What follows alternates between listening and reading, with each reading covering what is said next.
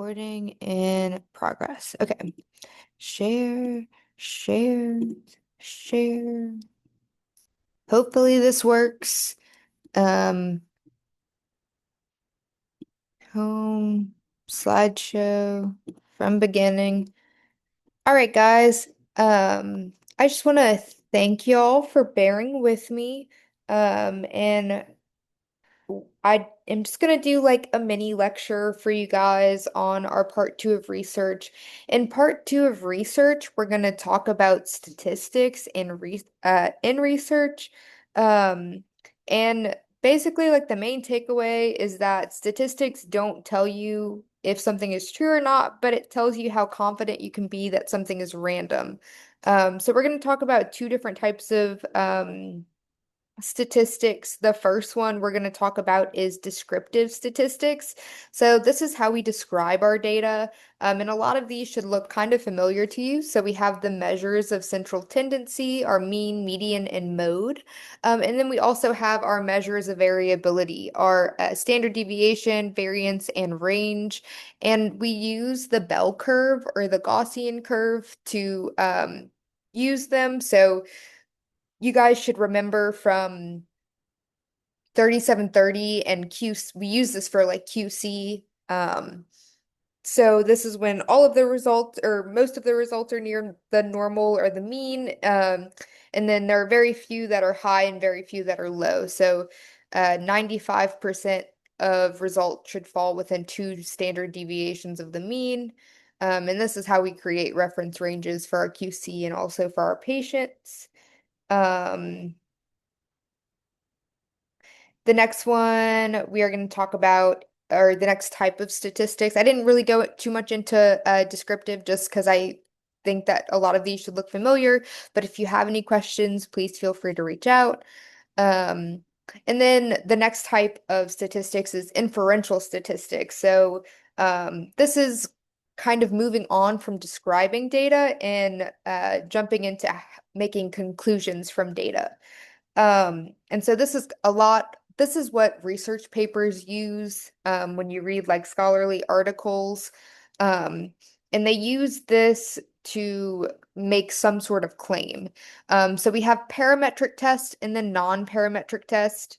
Parametric tests are going to assume that whatever data they've gathered is going to follow a normal bell curve distribution.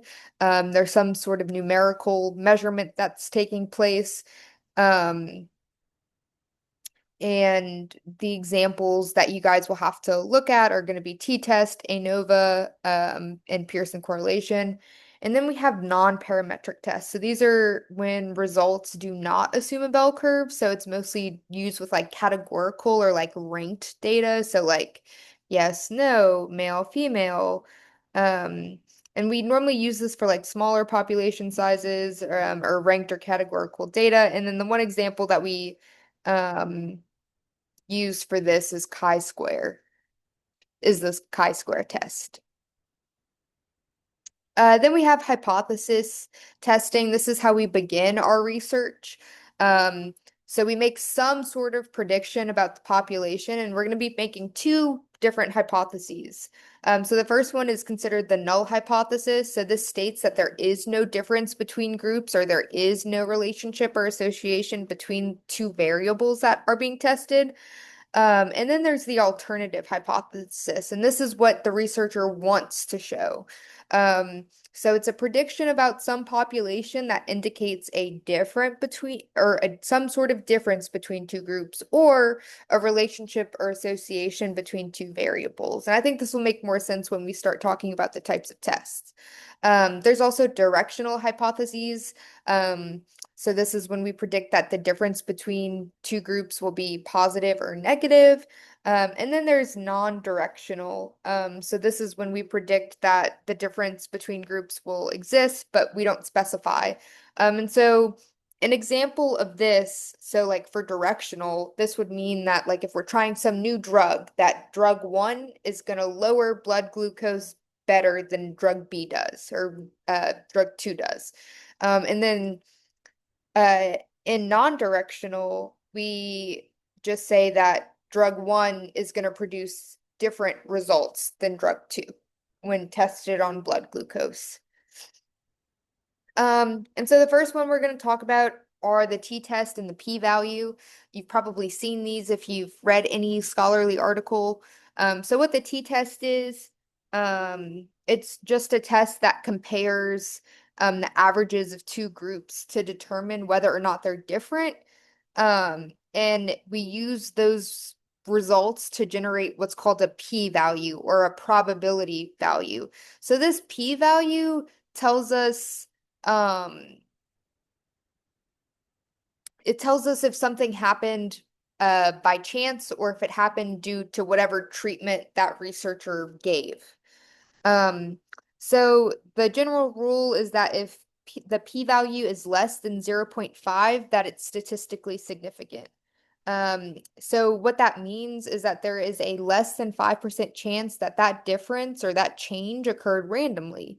Um, but even though it's statistically significant, it does not mean that it is clinically significant. Um, so that's important to note. And then when the p-value is greater than 0.05, it means that whatever change happened, or if there was a change that happened, it was likely due to random chance. And so it's not statistically significant or clinically significant. And so there's a few different types of t-tests. Um, and so there's an independent t-test. So this is like when the groups are unrelated and each participant only appears in one group. So the classic example of this is we give we have a group of 100 people, 50 people get some drug, 50 people get a placebo drug or no drug, and they're compared. Then we have the paired or dependent t-tests. So um, this is when the same subjects are going to be measured twice and compared. So like the best example of this is giving a pre-test to a student, teaching them, and then giving them a post-test. Um, then there's the two-tailed t-test. This is going to be best used for non-directional hypotheses. Um, And we're asking if two groups are different and if they're either higher or lower. We can't really predict the direction, and it's called a two-tailed t-test because there's rejection areas on both sides of the bell curve. So if the results are very high or very low, we would reject the null hypothesis and accept the alternative. Then there's the one-tailed t-test. So this is used for directional hypotheses. Um, we're predicting some sort of outcome. So if it's something is going to make something less than or greater than a certain value, but not both. And so if if the results fall within that 5%, it's considered a critical rejection area. However, if it falls into the other side, the alternative hypothesis would be accepted. Then we have an ANOVA test. So this is going to be anything two or more, or I'm sorry, three or more groups. So more than two groups. Um, and so if we're comparing three medications, three analyzers, or three different treatments, this is what we're going to want to use. And it produces something called an F statistic and also a p-value. If the p-value is less than 5, it means that at least one group is different. But it does not tell which group is different, and it requires something called post hoc testing to determine which group is different. And so there's different types of ANOVAs. There's a one-way when there's one independent variable, a two-way where there's two, and then there's a repeated measures ANOVA where the same subjects are measured several times. Then we have correlation coefficient or Pearson's R value. And this is going to measure the relationship between two numerical variables. So, for example, BMI versus a person's blood pressure, hours studied versus exam score. And the result is either it ranges from -1 to +1. A plus one means like a perfect positive relationship. Um, and a negative one means a perfect negative relationship. And then the closer we get to zero means that there is no relationship. So correlation does not prove causation. An example of this would be ice cream sales correlate with drowning deaths. Ice cream does not cause drowning, but summer causes both, which is not, um, which is why correlation does not equal causation. But I'm sure you guys have heard that before. Then we have our chi-square test. So this is used for our categorical data. So yes, no, red, blue, yellow. Um, it compares observed results versus expected results. And we're just asking again, did this happen by chance or is there an actual association? So the example I used for this is if we have a bag of M&Ms, we would hope that we get about the same amount of every color, but we know that that's not true, and our observed frequency is going to be different. And so when you guys are doing your assignment and for your test, this is what you should kind of like um, mentally do while you're doing this. You should ask, okay, how many groups do I have? What kind of data are they using? Is it the same people or different people being tested? Is it numerical or categorical? And then you can kind of predict what kind of test is going to be used. So if there's two groups, there's going to be the t-test. If there's more than two, it's going to be the ANOVA. If they're looking for some sort of relationship, it's going to be a correlation. And if there's some sort of categorical data, it's going to be the chi-square test. And again, please feel free to contact me if you have any questions while you're doing your assignment, and just thanks for bearing with me.